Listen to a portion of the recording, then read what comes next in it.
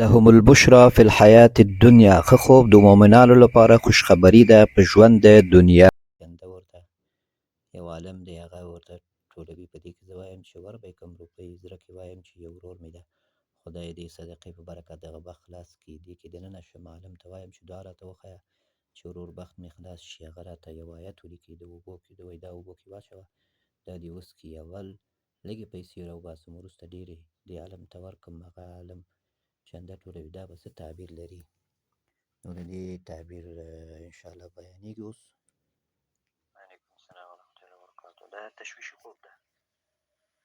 دا تشویشي خوب ده. کله کله شیطان هم سړي ته راځي خوب کې چې ورته ښیي. نو آیت لیکل او په اوبو کې اچول چا به مس کړل، دا خو د قرآن کریم اصلي هدف نه ده. د قرآن کریم اصلي هدف عمل کول دي. دعا وکړه، الله نه خیر وغواړه او صبر وکړه، دعا وکړئ، خپل کوشش وکړئ، انشاءالله دا مشکل به هم حل شي. هېڅ شي ته ضرورت نشته. صرف د غټه که نظر په غاړه اخلي نو بیا کېدی شي نظر څه دا زمونږ کار د شرعي مقصد هم پوره شو، د ورور بخت و، دا ورور مشکل مې حل شو، خو ځای کې زه به دومره ورځې روژې ونیسم، زه به دومره صدقه ورکړم، دا بیا صحیح ده، دا شرعي شی ده. او دا نور شیانو کې اشتباهات هم پیدا کېږي. اوس که ته یو آیت یو څوک تا ته وایي هغه ولیکي اوبو کې ورور ته دې ورکړي، بله ورځ یو بل څوک په تبلیغاتو کې ځواله چې یې ورکړه ورور ته یې بخت یې هماغه بند کړه چې یې ورکړه چې یې بې وڅکه. د دې نه مشکلات جوړېږي. نو د خوب تعبیر څه ده؟ د خوب نه تعبیروم، د خوب د شیطاني خوب ده، خیر پکې نشته. او مسجد ته صدقه یو شی کولی شي او خیر الله نه وغواړه، دعا وکړه او نظر ونیسه د خپل شرعي مقصد پوره کېدو لپاره. والله تعالی اعلم. دا یو زنانه خوب یې لیدلی وی، د وایي 9 میاشتې زما د واده کېږي، بل خور مې کور کې وایي خوب لیدلی څه پلار مې هغه وفات شوی، وفات ده او هغه د شپې راغلي خوب کې. نو وایي ټوکرۍ ورسره وي، لړم مان او ماران پکې دی راوړي، څه ده د ده نوم اخلي. وایي دی وایي چې زما نوم اخلي، څه دی چېرته دی دا ورته ورکومه. نو وایي تشویش هم ده، څه ده څنګه پلار هم راوړي ده او د ده نوی ژوند هم شروع شوی، 9 میاشتې واده کېږي، تشویش ده ورته، څه ده خوب تعبیر شی ده. نو دا خوب تعبیر دا ده انشاءالله. څه اوس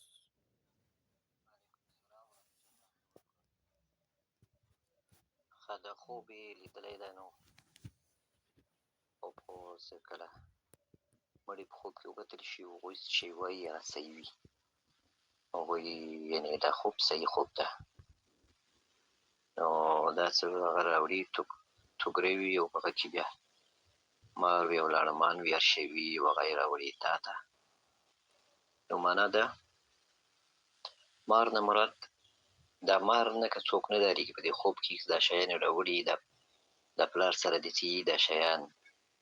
نو که پلار دې ترې نه ډارېږي د مارو د لاړمانو نه او چا ته یې څه ورکوي یا هغوی هم ترې نه ډارېږي او پلار دې کوشش کوي چې داسې وښيي دوی ته چې دا مه ډارېږئ، دا بیا ښه خوب ده. دا بیا ښه خوب ده. مار نه مراد مار یعنې تېرېدونکی حالت، مرور، یعنې کوم شیان چې مرور کوي په انسان باندې تېرېږي، یعنې دا ستا ژوند دا نوی ژوند، نو دا خو تېرېږي. نو په دې کې لاړمان نه مراد غمونه، چې کوم مخکیني غمونه، مخکیني سوچونه ته په زړه ته واچوې، ګیله وګذاري او دا وشو دا ونه شو دا کم شو دا زیات شو، دا شیان که ته زړه ته واچوې او دا نور حالت څه کوم په تا باندې تېرېږي، نو دا بیا ښه نه ده درته. یعنې دا ستا ژوند څه نوی شروع شوی دی، نو کوشش وکړه دا هغه نه کړي، دا غمونه او مخکیني شیان دا زړه ته وانچوې او څه کوم حالت تا باندې راځي هغه تېرېږي انشاءالله، هغه نه پاتې کېږي. مار نه مراد تېرېدونکي حالات او هغه نه پاتې کېږي. لکه مار چې یو ځای کې ښکاره هم شي نو هغه خو بیا ما څه ښکاره نه پاتې کېږي، هغه پټېږي، ځي بل ځای ته ځي. نو په تا ژوند کې هم دا نوی ژوند دې شروع کړی، نو په دې کې هم که څه مسایل کورنۍ کې راځي نو دا حالت نه پاتې کېږي، دا ځي. داسې فکر مه کوه چې دا خو غوره د څنګه شو زما ژوند خراب شو، نه، هر حالت چې راځي صبر پکې وکړه، دا ټول تېرېږي او دا ټول ختمېږي. نو پلار دې همدغه شی غوښته چې تا ته وښیي، یو حقیقت. د پلار نه د مراد په دې خوب کې یو حقیقت، یعنې یو حق خبره چې هغه الله تعالی په دې خوب کې تا ته یې ښودلی ده. دا کوم مسایل په تا باندې راځي نو په دې باندې دا تېرېدونکي دي، صبر وکړه. او هغه له ارمانه مراد غمونه دي، مخکیني خبرې ګلې ګزارې دا زړه ته مه اچوه، دا زړه ته مه اچوه، دا ګلې ګزارې مه کوه. انشاءالله ژوند به دې ښه وي، الله دې مشکلات حل کړه. والله تعالی اعلم. ورور خوب یې لیکلی ده.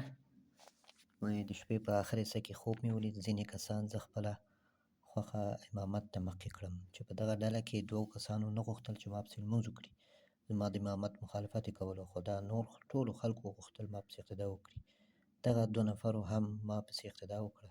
د لمونځ په شروع کې په اول ډک رکعت کې ما سورة الفیل وویل، په دوهم رکعت کې مې سورة قریش شروع کړو، خو غلط شوم، شاته چا فتحه راکړه، خو دغه فتحه مې په خاموشي سره واورېده. غلطه وه، نو فوراً مې سورة نصر مې شروع کړ، په لوړ او خوږ اواز مې ویلي. بیا نور پوه نه شوم. دوهم ځل مې بیا خوب ولید چې یوه بله ډله ده، په وران ځای کې ولاړ دي، ځینې خټې هم شته. زه امامت ته مخکې کړم، اقامت مې هم خپله شروع کړ.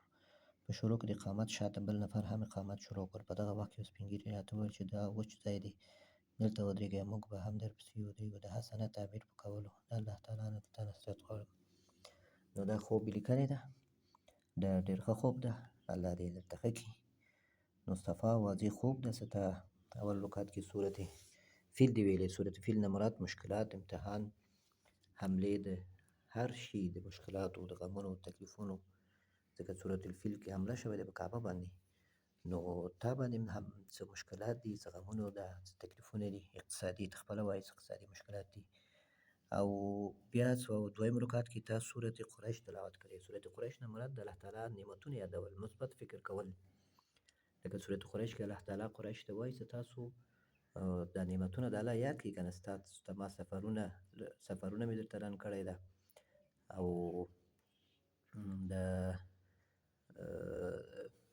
د اوړي او د ژمي او د خانه کعبه دا مې درته د مکه کې درته ځای درکړی. نو دې کې نعمتونه یاد شوي دي، معنا داسې تا باندې الله تعالی ډېر زیات نعمتونه دي. نو هغه نعمتونه یادوه، منفي شیان مه یادوه، ګیلې او شکایتونه مه کوه. لئن شکرتم لازیدنکم، په دې باندې عمل وکړه، د الله تعالی نعمتونه یاد کړه، مثبت فکر وکړه، انشاءالله مشکلات دې حل کېږي. او بیا څه ته وایي سورت قریش کې غلطېږم او بیا سورت نصر تلاوت کوم. نو معنا دا سورت قریش کې که غلطېدلو نه مراد دا ده چې ته به اوس ما ته وایې نعمتونه نشته، دومره ټول غم او تشویش او تکلیف ده، څه شیان باید لاړه، وختونه نعمتونه لاړه. نو معنا دا ستا غلطي نه مراد دغه ده چې ته به اوس ما ته په جواب کې به وایې چې دا خو نعمتونه نه ده پاتې شوي، سره یاد کړي، یا داسې ذهن کې دې دا خبره نه مني، یا اکثر عادت شوی نعمتونه د الله دومره نه یادوي، شکر دومره نه وباسي، ګیلې ډېرې کوي. نو سورة النصر نه مراد د الله تعالی کومک، نصرت، مدد انشاءالله هغه را روان ده. ته وایې چې دا په ښه اواز سره دا تلاوت کوي، په دې کې غلطېږم نه، ښه اواز سره تلاوت کوي. نو معنا داسې انشاءالله ستا مشکلات په حل کېدو ده.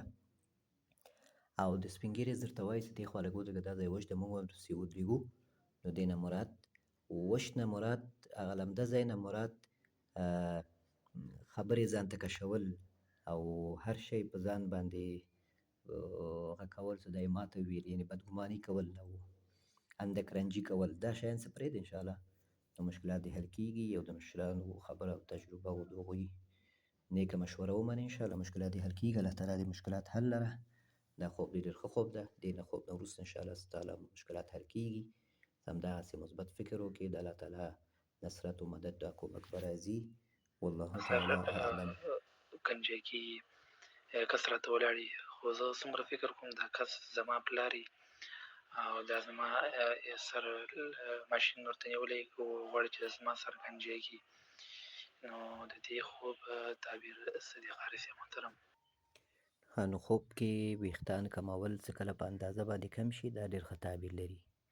لکه خوب کې ویښته تویېدل څه ډېر توی شي او یوش کول، او دا ښه تعبیر نه لري. بیا په دې باندې تعبیر کېږي چې انسان یو څه فکرونه، یو څه ښه فکرونه هغه انسان تېرېږي او هغه ځي د انسان نه او هغه خپل هغه عزم او کوم فکر یې ځان سره کړي، کوم تصمیم یې نیولي، درس ویل یا نور څه کاروبار د ژوند هغه نه تېرېږي، یعنې په هغه باندې عمل نه کوي. یو څه کله خوب ګورې چې ته ویښته دې په اندازه باندې کمیږي، یو کس یې کموي یا ته کموي په اندازه باندې او جوړوي، نو دا ډېر ښه تعبیر لري. معنا ده چې ستاسو کوم فکرونه دي، ستاسو کوم تصمیمونه دي، نو دا ډېر ښه فکرونه دي، ښه تصمیمونه دي او ته په دې کې هغه وخت کامیابېږي چې کله پلار سره دې شریک کړي، په دې کې کمی او زیاتی کوي، نو هغه پلار دې دا حل کړي، نو پلار دې انشاءالله دا کار کولی شي. ستاسو څومره د آینده په باب فکر ده، که درس ویل دي، که نور څه مشوره وي، نو پلار سره دې شریکوه، هغه په جریان کې پرېږده. هغه انشاءالله تا ته چې کومه خبره کوي هغه صحیح وي. نو د ویښته کمول په خوب کې چې په اندازه وي، دا ښه تعبیر لري. د سوچونو فکرونو اصلاح او عملي کېدل او ښه فکر کول او ښه سنجش کول او ښه عمل کول. نو الله دې توفیق درکړي چې د پلار دې کوم مشوره وي، کوم خبره وي، هغه ومنې، هغه کې خیر ده انشاءالله درته. والله تعالی